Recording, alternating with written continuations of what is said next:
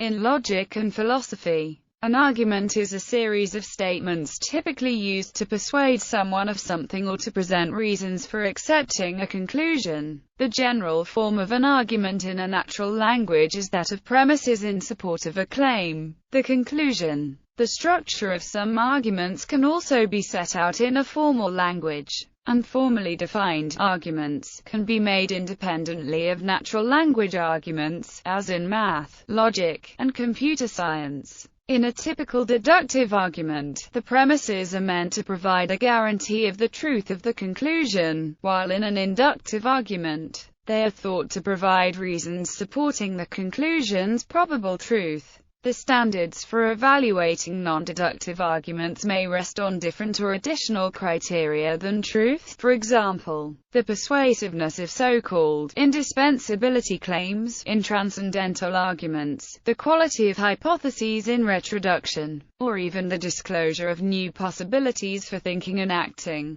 The standards and criteria used in evaluating arguments and the forms of reasoning are studied in logic. Ways of formulating arguments effectively are studied in rhetoric. An argument in a formal language shows the logical form of the symbolically represented or natural language arguments obtained by its interpretations. Formal and informal. Informal arguments is studied in informal logic, are presented in ordinary language and are intended for everyday discourse. Conversely, formal arguments are studied in formal logic and are expressed in a formal language. Informal logic may be said to emphasize the study of argumentation, whereas formal logic emphasizes implication and inference. Informal arguments are sometimes implicit. That is, the rational structure, the relationship of claims, premises, warrants, relations of implication, and conclusion is not always spelled out and immediately visible and must sometimes be made explicit by analysis. Standard types.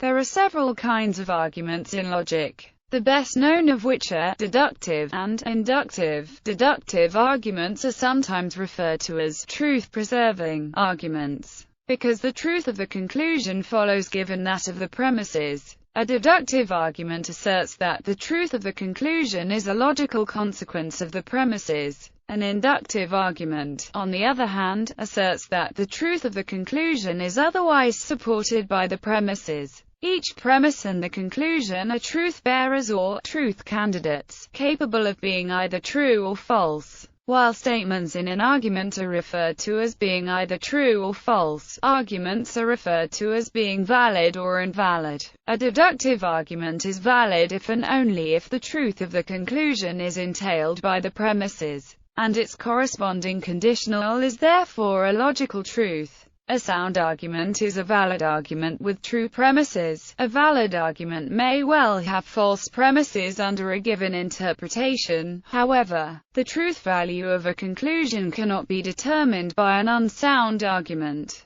Deductive. A deductive argument is one that, if valid, has a conclusion that is entailed by its premises. In other words, the truth of the conclusion is a logical consequence of the premises. If the premises are true, then the conclusion must be true. It would be self-contradictory to assert the premises and deny the conclusion, because the negation of the conclusion is contradictory to the truth of the premises. Validity. Deductive arguments may be either valid or invalid. If an argument is valid, it is a valid deduction, and if its premises are true, the conclusion must be true. A valid argument cannot have true premises and a false conclusion. An argument is formally valid if and only if the denial of the conclusion is incompatible with accepting all the premises. The validity of an argument depends, however, not on the actual truth or falsity of its premises and conclusion, but solely on whether or not the argument has a valid logical form. The validity of an argument is not a guarantee of the truth of its conclusion. Under a given interpretation, a valid argument may have false premises that render it inconclusive. The conclusion of a valid argument with one or more false premises may be either true or false.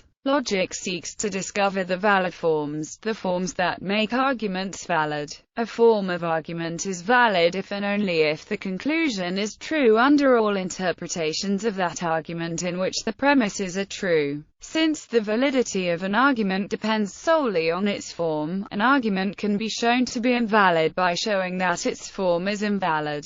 This can be done by giving a counter-example of the same form of argument with premises that are true under a given interpretation, but a conclusion that is false under that interpretation. In informal logic, this is called a counter-argument. The form of argument can be shown by the use of symbols. For each argument form, there is a corresponding statement form, called a corresponding conditional, and an argument form is valid if and only its corresponding conditional is a logical truth. A statement form which is logically true is also said to be a valid statement form. A statement form is a logical truth if it is true under all interpretations. A statement form can be shown to be a logical truth by either showing that it is a tautology or by means of a proved procedure. The corresponding conditional of a valid argument is a necessary truth, and so the conclusion necessarily follows from the premises, or follows of logical necessity.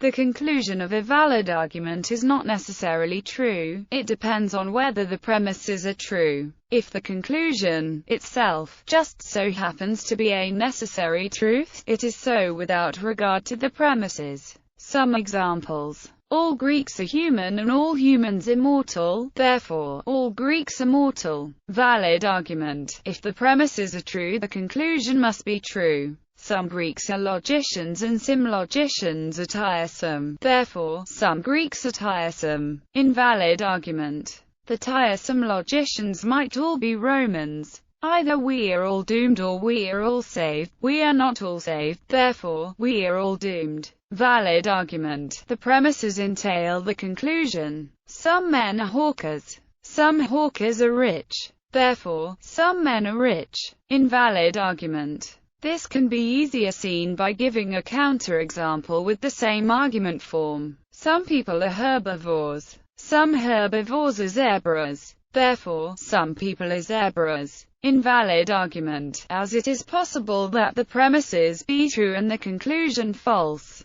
In the above second-to-last case, the counter-example follows the same logical form as the previous argument. In order to demonstrate that whatever hawkers may be, they may or may not be rich, in consideration of the premises as such.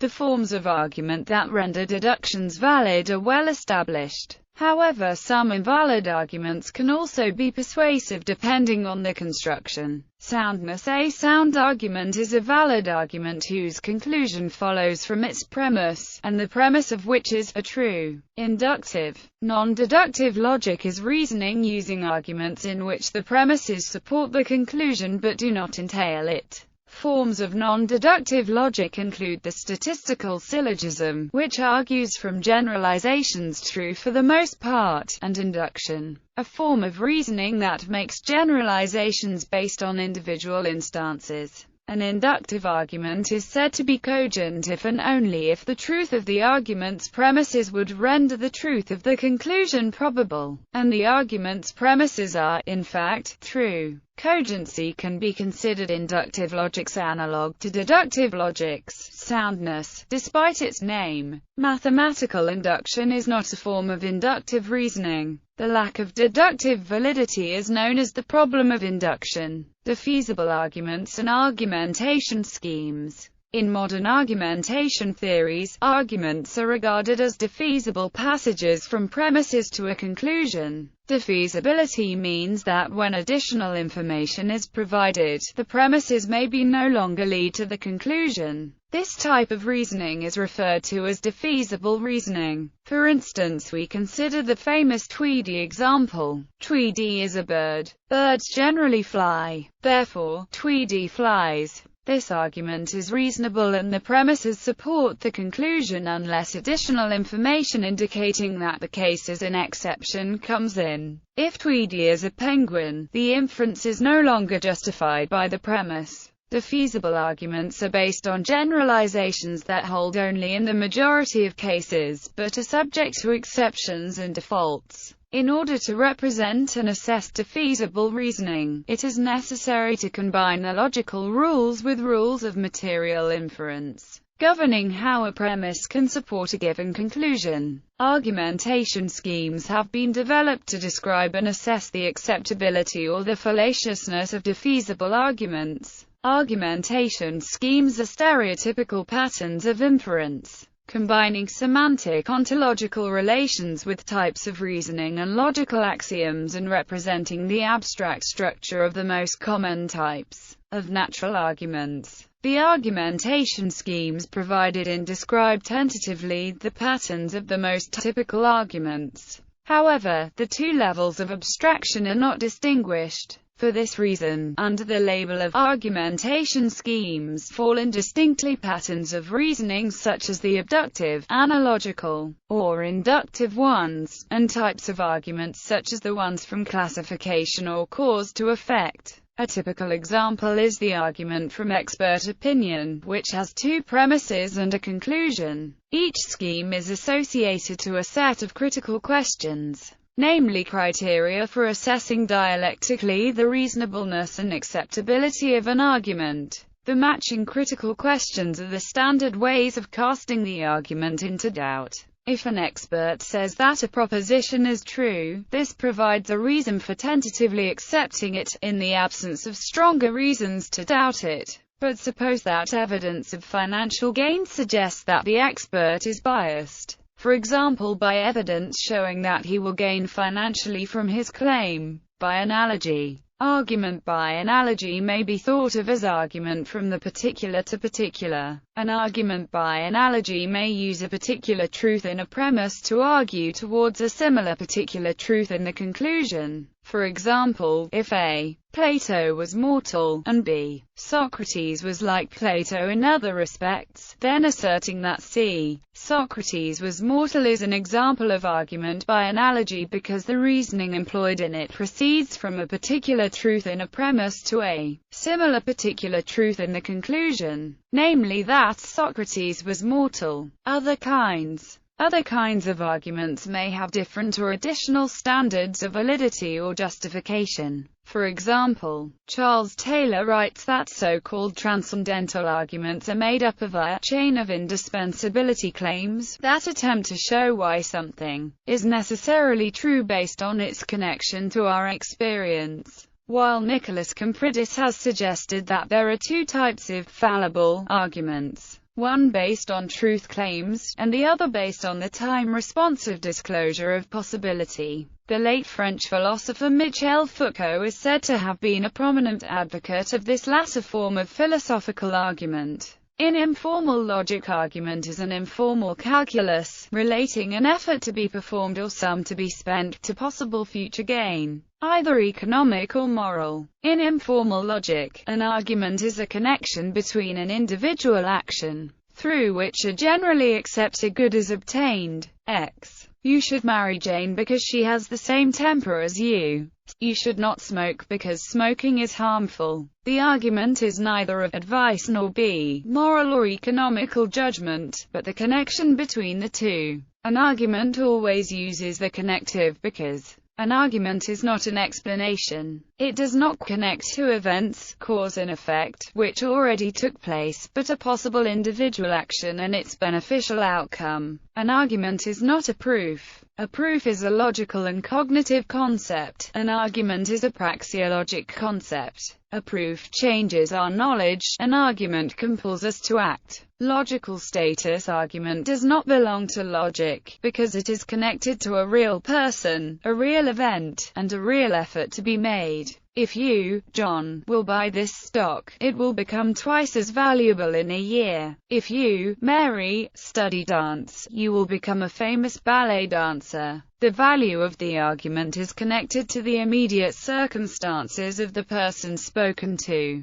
If, in the first case, John has no money, or will die the next year, he will not be interested in buying the stock. If, in the second case, she is too heavy, or too old, she will not be interested in studying and becoming a dancer. The argument is not logical, but profitable. World-disclosing arguments are a group of philosophical arguments that are said to employ a disclosive approach to reveal features of a wider ontological or cultural linguistic understanding, a world, in a specifically ontological sense, in order to clarify, or transform the background of meaning and logical space, on which an argument implicitly depends. Explanations. While arguments attempt to show that something was, is, will be, or should be the case, explanations try to show why or how something is or will be. If Fred and Joe address the issue of whether or not Fred's cat has fleas, Joe may state, "Fred, your cat has fleas.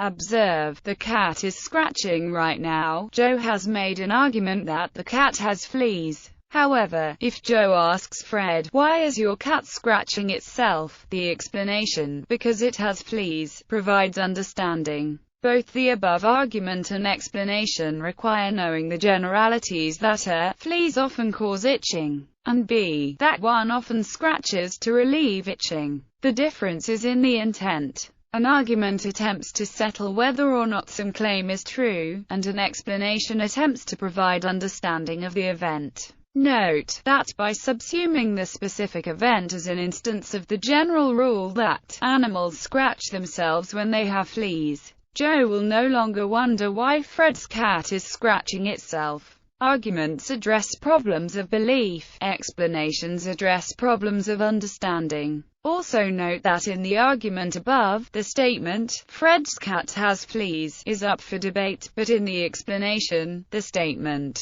"Fred's cat has fleas," is assumed to be true and just needs explaining. Arguments and explanations largely resemble each other in rhetorical use. This is the cause of much difficulty in thinking critically about claims. There are several reasons for this difficulty. People often are not themselves clear on whether they are arguing for or explaining something. The same types of words and phrases are used in presenting explanations and arguments. The terms explain or explanation, etc. are frequently used in arguments. Explanations are often used within arguments and presented so as to serve as arguments. Likewise, arguments are essential to the process of justifying the validity of any explanation, as there are often multiple explanations for any given phenomenon. Explanations and arguments are often studied in the field of information systems to help explain user acceptance of knowledge-based systems. Certain argument types may fit better with personality traits to enhance acceptance by individuals. Fallacies and non-arguments.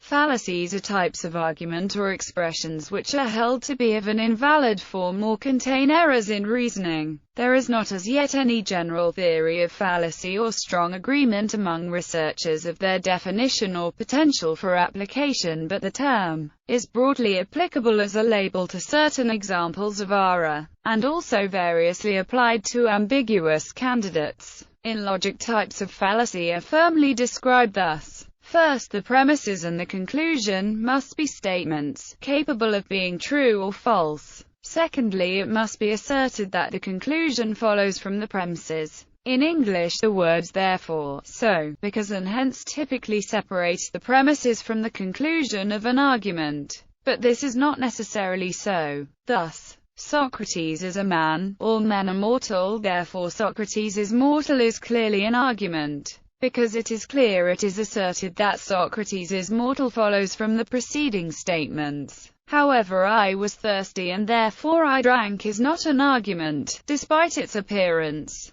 It is not being claimed that I drank is logically entailed by I was thirsty. The therefore in this sentence indicates for that reason not it follows that.